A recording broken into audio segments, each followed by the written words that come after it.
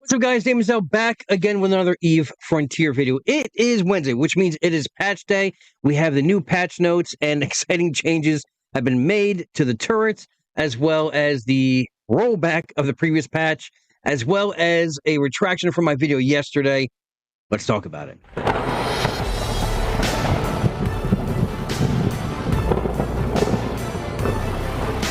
Now, before we get started, you know what I'm going to do, like I always do, and that is point you to my referral code down in the description below. Currently, the referral protocol mission in the mission hub is bugged, so I'm not, those points aren't going out, but it's still a big help to me. If you guys want to play this game more than just a 10-day free trial during each cycle, go ahead and get yourself a Founders Pack, and you can go ahead and use my referral code because it helps me on the leaderboard, and I really appreciate it. And allows you to play the game throughout the entire development cycle and after, and that is the plug. Okay, we're going to make this video short and sweet for you guys. So, we have the patch which dropped today, right? And we knew about these changes coming. They said that because of the community outcry last week's patch, that they were going to roll back some of these, the patches made to the portable storage assemblies, as well as adding new features in to make, things a little bit more secure. So what they have done is the smart turret lock range has been increased to 160 cam instead of just 60 cam, which is fantastic because before it was kind of useless, right? You put the farthest guns on there, right? You put small coil 3s on there, right? Which has a range of 100 km, but it doesn't help you if they can only target the smart turrets out to 60 km. So someone in a Hades can just roll up at 100, warp in at 100 and pick off your smart turrets, and then that's that. They can just rob you blind, right? Or just have at it with your base. Now, with the increased range, even if they land at 100 km, they are still within range, and they will get targeted immediately and fired upon within the range of the gun, so 100 km. Now, whether the guns will just keep cycling out until you are, say you're dancing around 150 km. Well, the gun's range is only, I believe, 100 km. So you're not really going to get hit. So you can just expend all the ammo. So I don't know if the guns will actually fire unless you're within their the firing range of the 100 km. But at least the turrets can target you out to 160. The number of smart turrets that you could put on your base, it was 3. You can now place 6. Now, originally last week they said that we could place up to 5, but now they doubled it. It is now 6 smart turrets that you can put on your base, unless this is a typo. Also, the energy consumption for the smart turrets has been decreased immensely by 90%. Each smart turret beforehand was consuming 100 energy from your network node. Now it is down to 10 each. So if you want to put these 6 up on the old 600 power from your network node, that means you're not really going to have basically anything else. But this is going to be a beautiful thing. So you're at max using 60 energy for network node. It's a beautiful thing. And of course, the portable storage has been made private again, so you can't just dip into someone's portable storage. You can still break yada and pray to the RNG gods that maybe what's inside will drop for you. I mean, you can look inside, right? You just can't pull anything. All right. Now, they did fix 2 other things. The bulky armor plates 4 has been removed from the simulated fittings section, as well as they fixed an intermittent issue where the UI elements around the action bar would reset or become unresponsive. Yes, I've had this bug. I'm sure a bunch of other people have known this bug as well.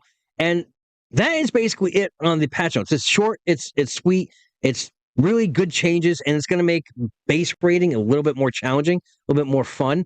No longer can you take, you're going to have, well, I mean, you probably could if you have a good tank, right? But if you have 6 turrets hitting you, I don't think you're going to take out someone's base in a Hades. So someone from the community, if they want to, challenge accepted, do it and then show it to me. That'd be awesome. But let's talk about the Winter Classic Tournament. Now, I put out a video yesterday. We went over the rules and everything. Now, I misspoke. And the reason I misspoke was before they released the rules, right? If we go to the announcement, let's go to the announcement here, right? Let's go to, it's right up here. All right. Here it was 5 versus 5 with some ship limitations, right? The rules to be announced on the 10th. Now, this announcement came out on the 4th, and we were waiting for those rules to pop out. Now, anywhere's on that rule page, let me bring up the rules page here. Here we go. If we bring up the rules page, nowhere on here did it say 5 versus 5, right? It just had a combination of ships. So I took that as, okay, the EVE Online tournament format that EVE has been running forever. I thought EVE Frontier was taking that before we got the rules, saying, okay, it's a 5 versus 5, right? And there with some limitations to what ships you can use. Now, because the rules came out and it didn't specifically say 5 versus 5, nor did it say in the title 5 versus 5, and now it was changed to PvP tournament. I thought they were going to go their own route and do their own thing on this, and basically say, hey, you know what? We're doing our own thing. We're going to have a minimum of 5 players on the field, but you have to have a combination of these. You have to have at least 50 points on the field. And that's why I turned around and said, well, I guess you can have, 10 guys in Reavers. But no, Jotun has made that clear that a maximum of 5 on the grid and a maximum of 10 people on a team. You could have a team of 7, have 2 guys available if someone can't show up, but only 5 people will be in the arena at a time per team. So I hope this clears that up. There was some confusion on the Discord. A lot of people were upset. A lot of people were, had strong feelings about it. And yes, I took it a certain way. So I'm changing that stance now. It is 5 versus 5, depending on whatever combination of points you're going to use for ships, but it is 5 on the field. So I'm not sure if that's going to limit combinations, your ship combinations, but you have to at least field 50 points on the field with 5 players. So hopefully this is the last I'm going to say on this until the tournament actually happens. But yeah, so if you guys, what do you guys think? Do you think it would have been more fun the other way, going their own route? I think it would be a lot more fun that way, saying, you know what, yeah, we're going to be using this combination. You can have, a maximum of 50 points, minimum 5 people on your team, but whatever combination you could put on to have 50 points on the field, that's what you can do. So I thought that would have been actually really cool, right? Say you're facing a team on the other side with, let's go point combinations. Let's go, say, a Maul, an MCF, and 2 Reapers, right? That would have been a pretty cool combination, right? Them taking on, or no, we'd have to go 3 Reapers, I think. Whatever point combination, right? You have a big ship, a couple smaller ships, right? Versus a swarm of Reavers. I still think, depending on what strategies you would employ, that the stronger ships could outtake the smaller ones, depending on your strategy.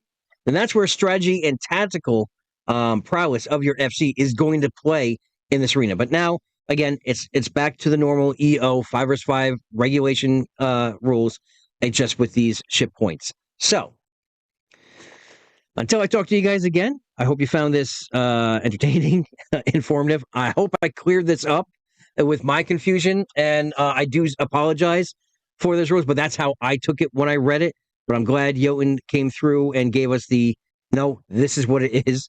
But yeah, so until I talk to you guys again, have a great week. Have a great weekend. Fly safe. Remember, here on this channel, we're always one vision, one purpose, one front. I'll see you guys in the next video.